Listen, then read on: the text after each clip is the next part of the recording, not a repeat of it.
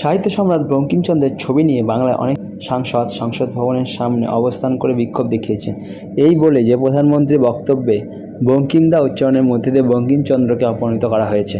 প্রধানমন্ত্রী তৎক্ষণাৎ ভুল ধরিয়ে দেওয়ার জন্য 4 বার সৌগত রায়কে ধন্যবাদ বলেছিলেন। আপনাদের আবেগকে আমি সম্মান করি, এই কথাও বলেছেন। আমার পোস্টের বক্তব্য সেটা নয়। যারা এই বঙ্কিমচন্দ্রকে এত সম্মান দেবার কথা বলেছেন, পশ্চিমবঙ্গের কোনো বিশ্ববিদ্যালয়ে ঋষি বঙ্কিমচন্দ্রের নাম আছে কি? পশ্চিমবঙ্গের কোনো মেডিকেল কলেজে বঙ্কিমচন্দ্রের নামে আছে কি? বঙ্কিমচন্দ্রের কোনো ইঞ্জিনিয়ারিং কলেজ বঙ্কিমচন্দ্রের নামে আছে কি? শেষ 15 বছরে পশ্চিমবঙ্গের কটা সরকারি অনুষ্ঠানে বন্দে মাতরম সঙ্গীত গাওয়া হয়েছে? শেষ 35-40 বছর কখনো পশ্চিমবঙ্গের কোনো সরকারি অনুষ্ঠানে বন্দে মাতরম সঙ্গীত পুরোটা গাওয়া হয়েছে কি? পুরোটা না হোক, প্রথম 2 ছত্র শেষ 40 বছরে পশ্চিমবঙ্গের কটা সরকারি অনুষ্ঠানে গাওয়া হয়েছে? বন্দে মাতরম সঙ্গীত যে আনন্দমঠ গ্রন্থে আছে, সেখানে সত্যানন্দ, ধীরানন্দ, ভবানন্দ, জীবনানন্দের কথা আছে।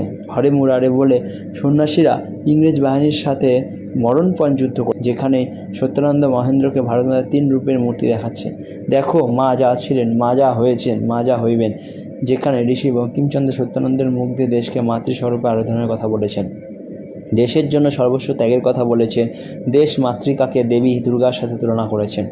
এই রকম আনন্দমঠের বিভিন্ন অংশ পশ্চিমবঙ্গের সরকারি স্কুলের বাংলা বইতে কোনো কোনো ক্লাসে পাঠ্য হিসেবে রাখা হয়েছে। শুধু মুখেই বঙ্কিমচন্দ্রের প্রতি শ্রদ্ধা, কাজে কি নমুনা রেখেছেন?